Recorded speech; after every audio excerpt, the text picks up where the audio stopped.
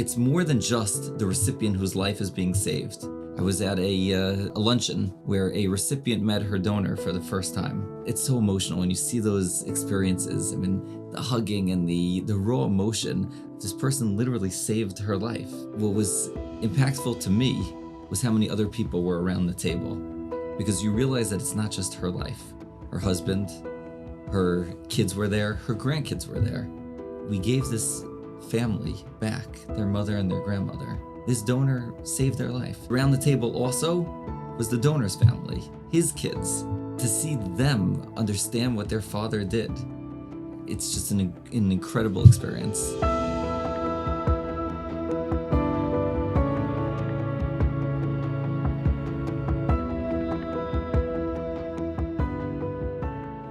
Welcome everyone to Chazaq's Torah Talks program, where we have a very special guest today, Rabbi Sturm. Thanks for joining us. Thank you. It's a pleasure to be here, everyone. Every Tuesday night we have an amazing guest each week, and we have a very special topic today: anatomy of kindness. Before we jump into the topic, if we could hear some of the great work, the background yourself and the great work involved. Sure. So I am the director of outreach for Renewal. Renewal is an organization that has been around now for 19 years.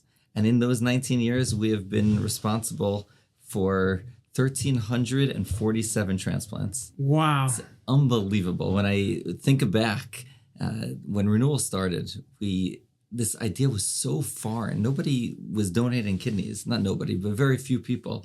And it was something that was just not really discussed or talked about. And our founder's name is Mendy Reiner.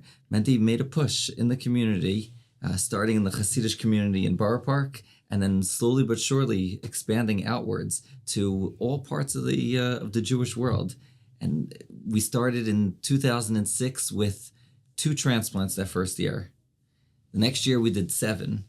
Fast forward, last year we were involved in 163 transplants. Wow. And this year, God willing, we're on pace to break that. Changing the world here. Wow. It's amazing. But it's not just the world. It is the world. But we actually look at it as each individual, because every transplant represents so much. It's a story. It's more than just the recipient whose life is being saved. I was just coming just a little bit earlier today. I was at a luncheon where a recipient met her donor for the first time.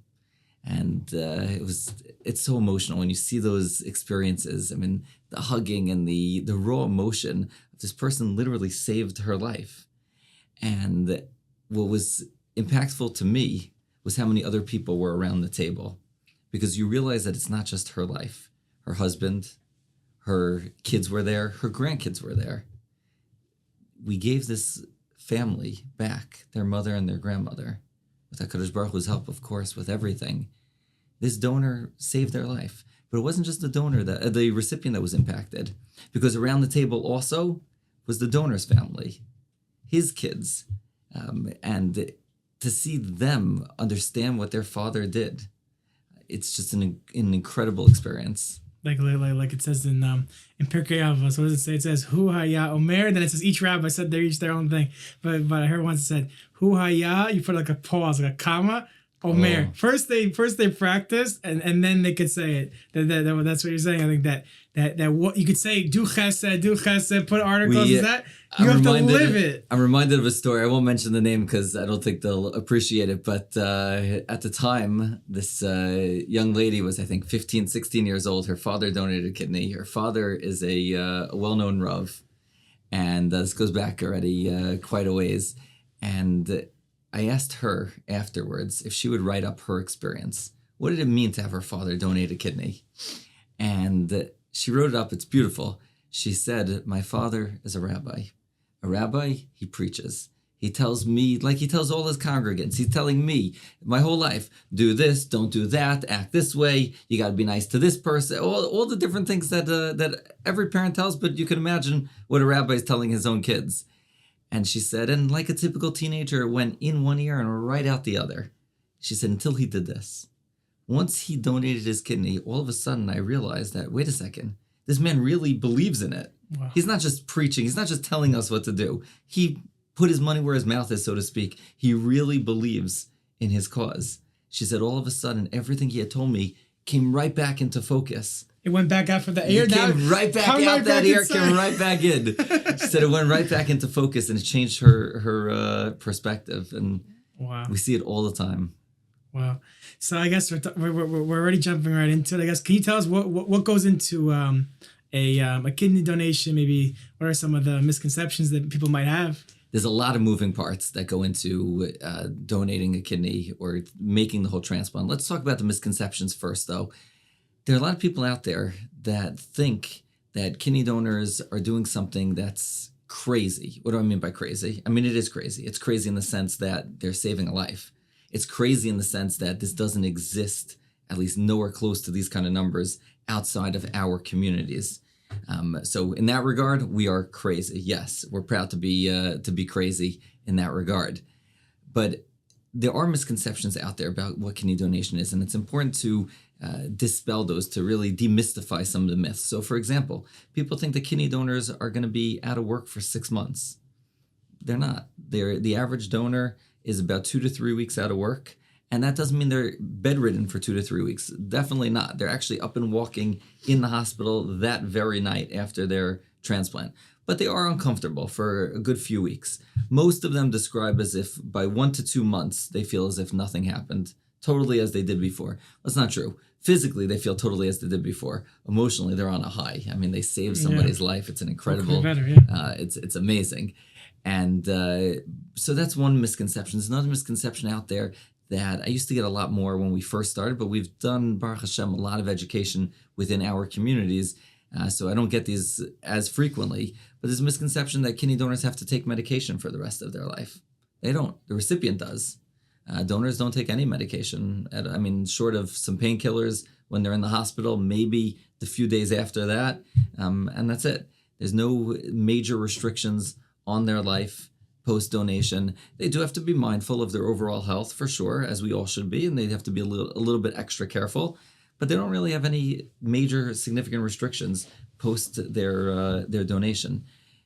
There are people think that to be a kidney donor, you've got to be in tip-top shape. You got to be a marathon runner or a cyclist. Now, to be sure, we do have marathon runners and cyclists that have donated. Yeah. No Olympians yet, but we do have marathon runners, cyclists, and athletes that have donated. We also have regular people, and that's actually most of our people are just regular people. They're living regular, generally healthy lives. You can't have certain preconditions like diabetes.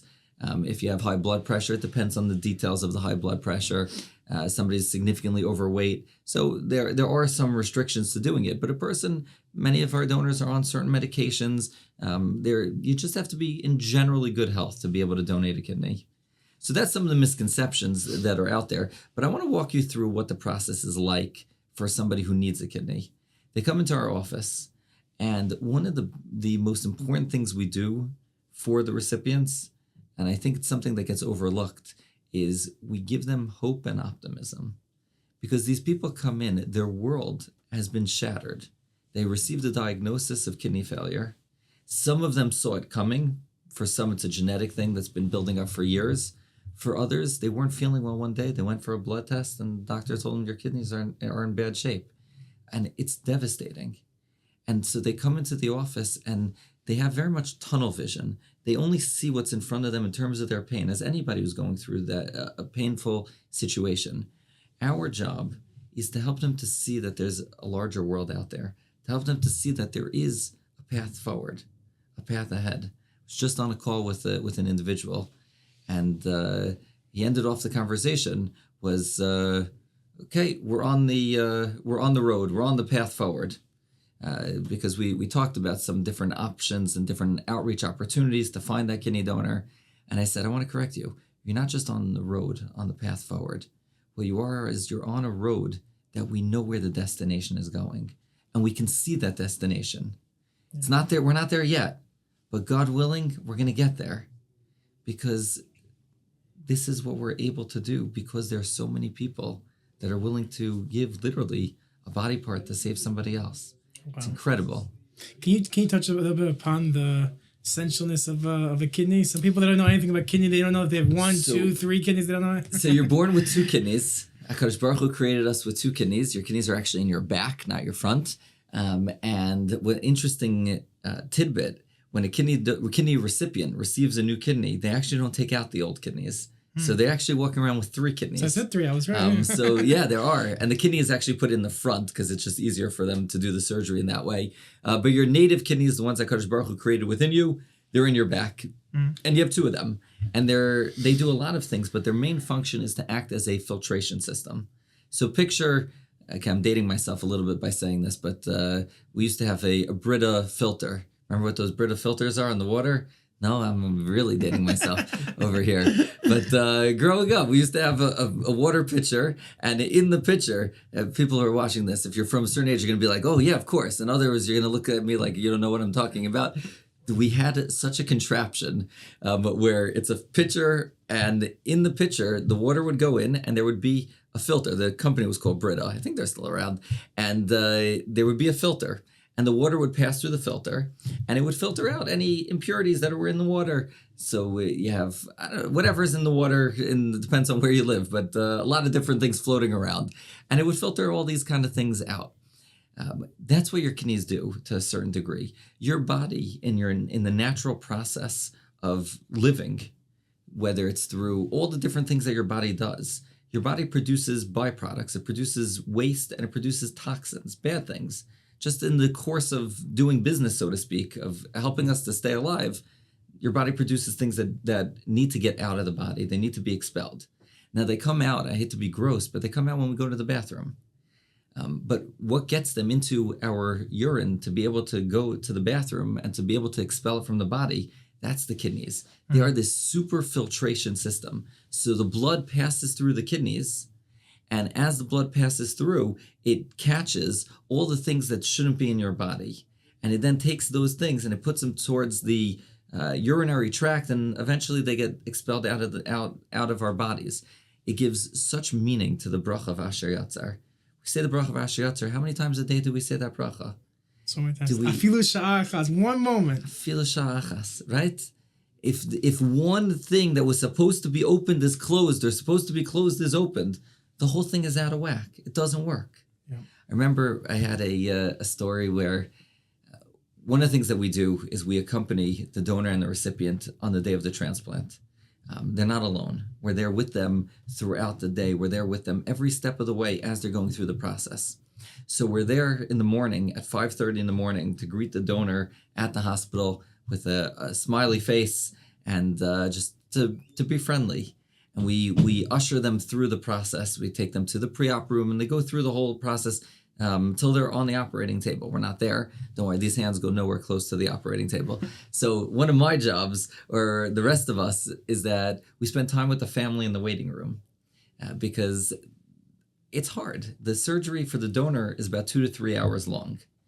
And in many ways, I don't know if I should say it this way, but in many ways, the donor has the easier job. It's the spouse or the family member that's in the waiting room that's sitting on the edge of their seat. What's going on? Is this normal that it should take this long? And we're there to assure them, yeah, don't worry, this is fine. And we can even give them updates also. We're in contact with the doctor, and things are moving along nicely, and it's just to put their mind at ease. Yep. So anyway, I was sitting with the husband of a donor, and his wife had just come out. The doctor came out, said, Baruch Hashem, everything went well. Kidney's working great, and they're putting it into the recipient now. It looks good, and he's going to be in the recovery room, which is the room that they go to after the surgery. They spend a good few hours there while the anesthesia wears off, till they can go to their own. Donors get a private room, so till they can go to their own private room, there are a few hours there. While they're in the recovery room, every hospital is different, but the family is allowed to go in for a very brief amount of time in the beginning because the donor's still groggy, the anesthesia is wearing off, and they need to sleep, they need to rest. But the family wants to see that they're okay. So I went with the husband of the donor into the recovery room. I took him, I said to him ahead of time, I said, listen, we're going to only stay for about 30 seconds. I want you to see that she's okay. She, because I had spoken to her beforehand, what was her biggest worry about donating her kidney? My husband's going to be a nervous wreck while I'm in surgery. That was her worry. Wow. a wonderful wife. And so I said, more importantly than you seeing that she's okay, I need her to see that you're okay. Bring your smile with you. Right? So, but we're only going to stay for 30 seconds. Let her rest. You'll see each other. You'll say hi. And then we'll go out and we'll come back probably in an hour as, she's getting more and more acclimated. And so we went in and I took him over to her bed. And she opens her eyes. She sees him. She smiles. He smiles. How you doing? Tired? Whatever. Okay, good. Baruch Hashem, everything is good. And he turns to me and says, okay, time to go? I said, yeah, let's go. I said, but before we go, I want to show you something. She says, where are we going? I said, just trust me for a second. Walk with me. I took him a few beds down. This was already a little bit after the surgery was over. So I took him a few beds down, and I said, and I apologize to everybody watching this for being a little bit gross, but I think it's worthwhile. I said, I want you to do me a favor. Look over on the side of that bed and tell me what you see. He looks over. He says, I see a bag filled with urine. I said, that's right. That is what you see. I said, you know what that bag is? That's your wife's kidney working. I want you to understand that bag that's filled with urine right now. This lady who got the kidney, she couldn't produce that in a week. She couldn't get that much urine out. Her kidneys were so bad. Not every patient has that situation, and here we're a couple hours after surgery, and that bag is full. I said, that to me is one of the most beautiful sights in the world. People look at it as disgusting. It's beautiful because it means the kidney is working. I said, we say Asher Yatzar. You understand what it means. That bag is what Asher Yatzar is all about. She couldn't do that on her own with the kidneys that were failing. Now she can do that. Wow. Changes your perspective on everything. What a perspective. Can you touched upon this a little bit? Can you touch upon a little bit more the impact from of a kidney donation and from every single way to look at it? I'll share with you another story, and I'm not going to say her name also because she is private about this story, although those who know.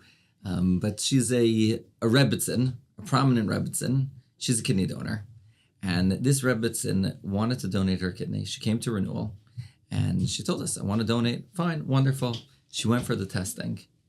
And part of the testing that they do for a donor, it's a full day evaluation in the hospital. You ever want to get a good physical, you just tell them you want to be a kidney donor because they're testing you from head to toe. Not just that your kidney is working properly, they want to make sure everything is healthy. The last thing in the world that anybody wants to do is put a kidney donor at an unnecessary risk by donating their kidney. So they're checking her out, every part, I call it alphabet soup. EKG, MRI, CT, anything with the alphabet, they're giving that test. Well, when the test came back and they came into this lady and they said, I don't know how to tell you this, but this is what the doctor said, but it's a good thing you came in to want to donate your kidney because we found a tumor in your abdomen. You're not donating your kidney. They said, but this would have killed you. They said it was resting on a certain artery, I believe it was, that they said you wouldn't have noticed it till one day, you just would have been gone. It would have choked off that artery, and before you realized what had happened, they said because you came in to get tested, they said you're not donating, but because you came in to get tested, we found this, and they were able to do a procedure. It turned out it was thankfully it was not cancerous, it was benign, and everything was wonderful. The story doesn't end there, because this Rebbitzin, after she went through her own surgery, so she wanted to get back into shape. She hired herself a personal trainer, young, frum lady. And the trainer was asking her, so what's the story? What happened? You went for surgery? I mean, she was sharing it. She wasn't prying or anything. But the Rebbitzin was sharing her story. And she said, that's amazing. I think I'm inspired. I want to get tested and become a kidney donor myself. And she did. Her name is Esty. I'm not going to give out all the information because I don't know if she wants it either. But Esty was inspired. She donated her kidney. Esty donating her kidney set off a chain of events that we are still seeing the ramifications of till this very day. And this is already, probably 8 years ago already. Esty met her recipient for the first time at an event that we did in Teaneck. That event we did in Teaneck. At that point in Teaneck, we had maybe 6 donors, somewhere around there in the whole community of Teaneck. Esty met her recipient. That set off a chain reaction. We had donors upon donors that came forward. To this point, the Teaneck community right now has over 50 kidney donors. Wow. This Rebbitzin needed a personal trainer. This personal trainer was inspired. It set off a chain event, but the story doesn't end there, because we get a knock on our door, so to speak, 2 years later, and it's the Rebbitzin. And she says, I just came from the doctor. The doctor said I can still donate my kidney. I want to do it. And thank God she did. She's doing wonderfully well. And she, in her own way, has continued to inspire. Only HaKadosh Baruch Hu can count the dozens upon dozens of transplants that have come about from this one story. And we have 1,000 of those stories. We're actually coming out with a book very shortly of Hashgacha Pratis stories around kidney donation, because we have seen the Yad Hashem in so many different ways. It is just unbelievable. Unbelievable! Wow. Can you touch upon this? There's actually a WhatsApp status that myself and thousands of people they're part of. It's called MKY, Mika Amcha Yisrael, and it shows about the glory and how proud that of who is like the Jewish people. Can you touch upon that? Yeah, we've been on the status, and Mika Amcha Yisrael. I don't think there are 3 more beautiful words in our religion, because this sums up who we are. I'll share with you a statistic and an idea. The average person in America, and I've shared this before, so some of your viewers may have heard this already, but it's worth repeating. The average person in America who needs a kidney, there are 90,000 people in the United States today that need a kidney. The average person comes to the hospital. If they're lucky, extremely lucky, they have one person that's willing to potentially do it. Now, they don't know if that person's a match. They don't know if that person is healthy enough to do it. There's a lot of different variables why that person probably won't end up being a kidney donor. But they have one person who's willing to at least explore it. And Klal Yisrael, it's unbelievable. We did an event a few weeks ago in Baltimore. Shout out to the Baltimore community. Baltimore today has over 40 kidney donors. We did an event in Baltimore for a young man who needs a kidney. And we came for one day. We set up in different shuls. The community helped us out tremendously, our local donors. And in Baltimore and Silver Spring combined, we were in about 10 different locations over the course of one Sunday, during right before Tisha B'Av. What better idea before Tisha B'Av than Achdus of Klal Yisrael? We walked away with 559 swabs of people that were interested in becoming a kidney donor. Most of them don't even know who this person is. You can't even describe what Mika Amcha Yisrael means over here. I forget it sometimes, I'll be honest. We at Renewal, sometimes we're so used to it that we forget this. You know who reminds us of it? I speak to doctors all across the country in different hospitals, and they tell me, they say, these are their words, you guys don't understand what you have. And it's true, I forget it. But this doesn't exist outside of our community, that people are lined up to get tested for a total stranger or even somebody they know. It doesn't exist. And we had in one day 559. We did last week in Satmar, 350 swabs that we got in one day. It's nuts. Wow. I said before that we're crazy. We are crazy. We are not a normal people. And I'm proud to be a part of it. This is Mika Amcha Yisrael. This is who we are. Wow. Can you share some of the statistics of that? Yeah, so the statistics are wild. There are, as I said, there are 90,000 people in the United States that need a kidney. There aren't that many transplants that happen across the country. Unfortunately, in a given year, there are only about 21,500 transplants. And that's including deceased donors, kidneys. That's including deceased donors, live donors. We deal only with living donors. And that means that most of these people are not going to get a transplant. That's the sad reality. About 9 or 10 people die every day waiting for a kidney. Baruch Hashem, in Klal Yisrael, we have much different kinds of numbers. So just to give you a perspective of what Klal Yisrael has accomplished, Renewal is Klal Yisrael, over the last 12, 13 years has been responsible for about 18%. I love that number. 18% of all altruistic kidney transplants across the United States. Now, altruistic, you should understand the terminology. The hospitals call altruistic where a donor and recipient don't know each other, which is most of the transplants that we do. They don't know each other. In many cases, they live in different states or whatever it is, but they don't know each other. Now, it happens to be I disagree with the definition because in our book, anybody who donates a kidney is altruistic. But using their definition of where they're total strangers, 18%. But Renewal is a proud Jewish organization. Jewish population in the United States is roughly 2%, which means that 2% of the population is responsible for 18% of all altruistic kidney transplants across the country. I'll take it one step further, because while Renewal services all walks of Jewish life, our kidneys are coming not exclusively, but almost exclusively from the religious population. And the religious population of the United States, religious Jewish, of course, the Orthodox Jewish population in the United States is roughly 0.2%. 0.2% is responsible for 18%. You talk about Mikam Yisrael. Wow. It is absolutely wild. And by the way, in New York, which is where most of us stuff that we do is happening in New York, we're responsible for about 60%. That means more than 1 out of every 2 altruistic transplants is coming in the state of New York is coming through Renewal, which means it's coming from a member of the Jewish community. Wow. I'm blown away. Rabbi, such inspiring, remarkable remarks today. Can you leave us off with one final message for what you would say to all the listeners? What would you want to say? What I want to say is that we don't push kidney donation on anybody. We believe it has to be something that is genuinely the right thing for you, the right thing for your family. And we go through a process. Anybody who gets tested, most people who get tested, by the way, don't end up donating their kidney, and that's fine because it's a process, it's a journey.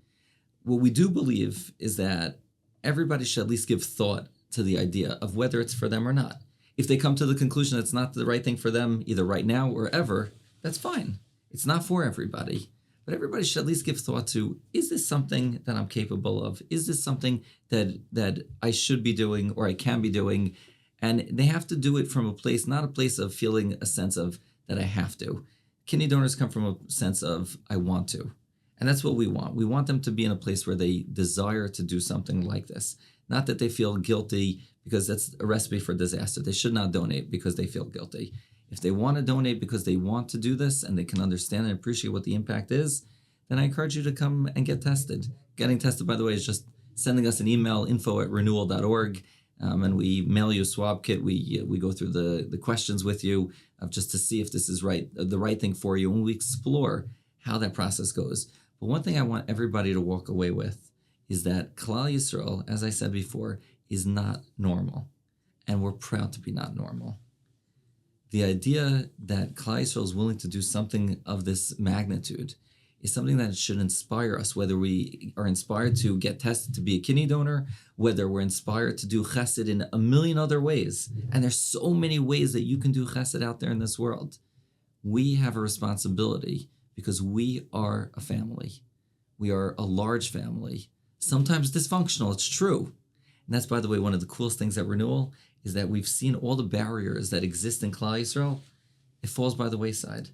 We have Sfardim, Tashkenazim, men, ladies, Hasidim, Modern Orthodox, Bukharian. It doesn't matter where you're from, Yeshivish, it doesn't matter.